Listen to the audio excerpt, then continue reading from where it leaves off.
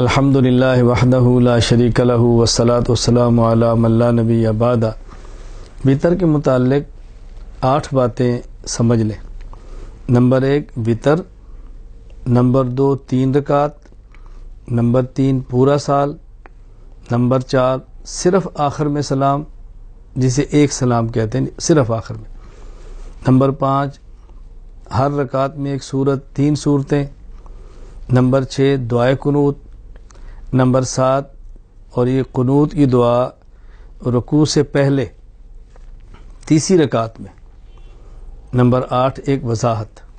Number 1 حضرت بریدہ رضی اللہ تعالیٰ عنہ فرماتے ہیں کہ میں نے رسول اکرم صلی اللہ علیہ وسلم سے سنا، آپ نے 3 بار فرمایا الوتر حق فمن لم یوتر فلیس منا، یہ 3 بار فرمایا الوتر حق فمن لم یوتر فلیس منا، الوتر حق فمن لم یوتر فلیس منا، یہ سنن ابی داؤد میں ہے کہ وطر حق ہے، ثابت ہے، جو اس کو ادا نہ کرے اس کا ہم سے کوئی تعلق نہیں ہے۔ حضرت عبداللہ رضی اللہ تعالیٰ عنہ فرماتے ہیں نبی کریم صلی اللہ علیہ وسلم فرمایا الوتر واجب علی کل مسلم، وطر ہر مسلمان پر لازم اور ضروری ہے۔ حضرت ابو سعید خدری رضی اللہ تعالیٰ عنہ فرماتے ہیں رسول اکرم صلی اللہ علیہ وسلم فرمایا من نام عن وطری او نسی فلیصلہ اذا اصبح او ذکر، اگر کوئی شخص سو گیا اور وطر رہ گئے یا کوئی شخص بھول گیا اور وطر رہ گئے تو جب نیند سے بیدار ہوا، نماز کے وقت گزر گیا وطر تب بھی پڑھے، یاد ہے وقت گزر گیا وطر تب بھی پڑھے۔ اس کا معنی یہ نہیں کہ جان بوجھ کے چھوڑے تو پھر نہ پڑھے، جب بھول کر رہ جائے تو پڑھنے ہیں، سو گیا رہ گئے تو پڑھنے ہیں، تو جان بوجھ کے چھوڑے گا پھر تو ضروری پڑھنے ہیں۔ نمبر 2 وطر 3 رکعت ہے۔ اسی کے ساتھ یہ بھی ذہن بنا لیں کہ یہ پورا سال ہے، یہ 2 اور 3 پر ایک حدیث اکٹھی ہے۔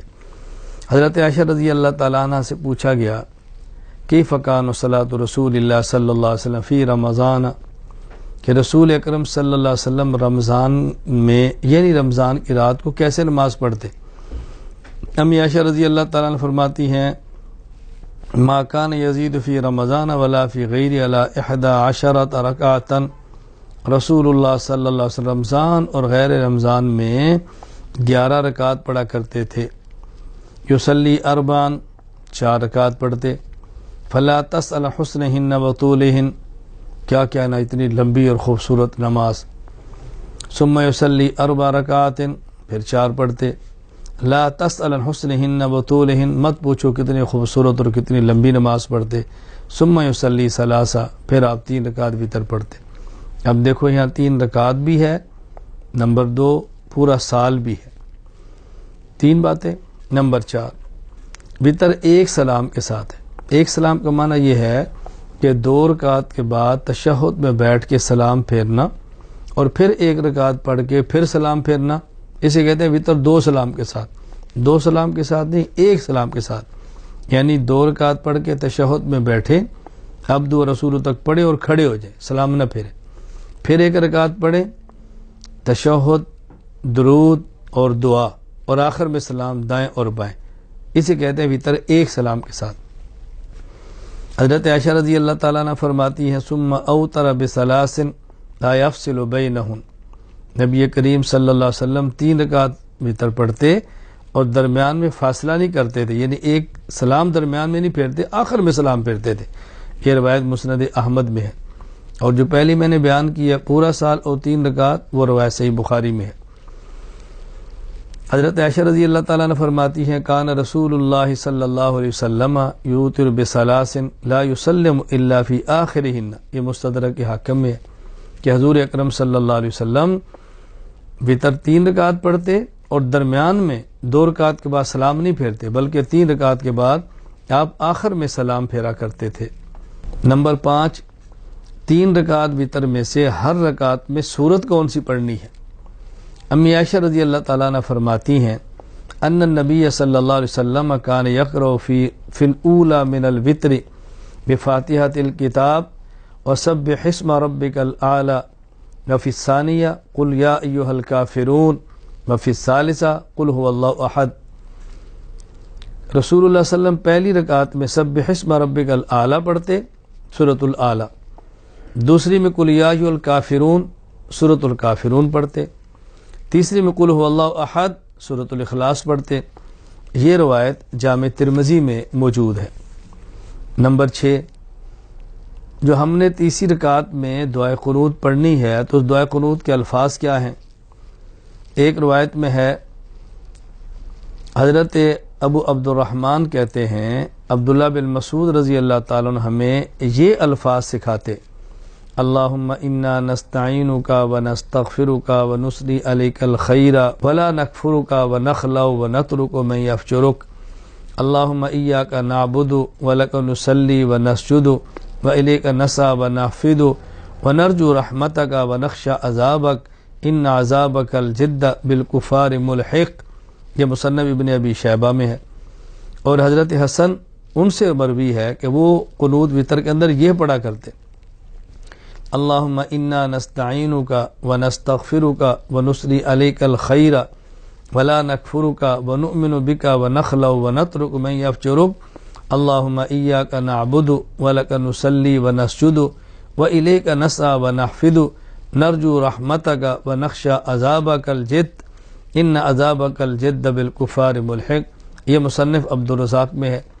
علماء نے ان دونوں کو جمع کر کے اور مشترک الفاظ یہ بتائے ہیں کہ قنوت کے اندر یہ الفاظ پڑھ لیے جائیں، اللہم انا نستعینک ونستغفرک ونؤمن بک ونتوکل علیک ونثنی علیک الخیر ونشکرک ولا نکفرک ونخلع ونترک من یفجرک، اللہم ایاک نعبد ولک نصلی ونسجد وإلیک نسعی ونحفد ونرجو رحمتک ونخشی عذابک ان عذابک بالکفار ملحق۔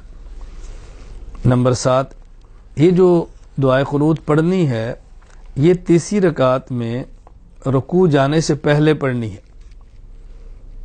تیسری رکعت میں پہلے سورۃ الفاتحہ ہے، پھر قل ھو اللہ احد ہے، پھر اللہ اکبر، اس کے بعد ہاتھ باندھنے ہیں اور یہ دعائے قنوت پڑھنی ہے تیسری رکعت میں رکوع جانے سے پہلے۔ حضرت ابی بن کعب رضی اللہ تعالیٰ عنہ فرماتے ہیں کہ رسول اکرم صلی اللہ علیہ وسلم کان یوتر بثلاث رکعات، آپ 3 رکعت وتر پڑھاتے، 3 رکعت، اور پہلی رکعت میں سبح اسم ربک الاعلی، دوسری میں قل یا ایھا الکافرون، تیسری میں قل ھو اللہ احد پڑھتے، ویقنت قبل الرکوع، اور رکوع جانے سے پہلے آپ دعائے قنوت پڑھا کرتے تھے۔ یہ روایت سنن نسائی کے اندر موجود ہے۔ نمبر 8، ایک وضاحت بہت ضروری ہے، وہ یہ کہ عام طور پر آخر میں نمبر 8 ایک وضاحت یہ بہت ضروری ہے۔